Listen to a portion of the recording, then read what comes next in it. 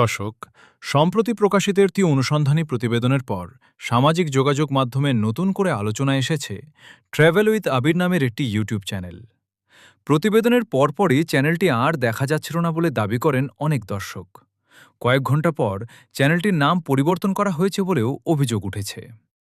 অনুসন্ধানী প্রতিবেদন প্রকাশের পর নতুন করে সামনে এসেছে আরও কিছু অভিযোগ।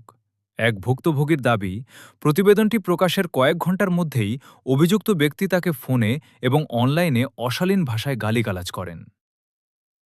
এদিকে অনেক দর্শকের দাবি, প্রতিবেদন প্রকাশের পর ট্র্যাভেল উইথ আবির নামের ইউটিউব চ্যানেলটি সাময়িকভাবে অদৃশ্য হয়ে যায় এবং পরে নতুন নামে ফিরে আসে।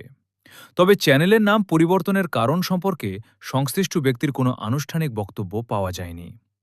কিন্তু কিছু ভুক্তভোগী আমাদের জানিয়েছেন যে সে এই ইউটিউব চ্যানেল কিছুদিনের জন্য বন্ধ রেখেছে, তার মানে একাধিক মামলা থাকার কারণে। তাই এছাড়া অভিযুক্ত ব্যক্তির বিরুদ্ধে বিভিন্ন সময়ে একাধিক অভিযোগ ও আইনি প্রক্রিয়া চলমান রয়েছে বলে দাবি করছেন কয়েকজন ভুক্তভোগী। ভুক্তভোগীরা সংশ্লিষ্ট আইনশৃঙ্খলা রক্ষাকারী বাহিনীর কাছে নিরপেক্ষ তদন্তের দাবি জানিয়েছেন। তাদের আশা, অভিযোগের সত্যতা প্রমাণিত হলে আইন অনুযায়ী প্রয়োজনীয় ব্যবস্থা নেওয়া হবে। আদিয়ান টিভি, ঢাকা।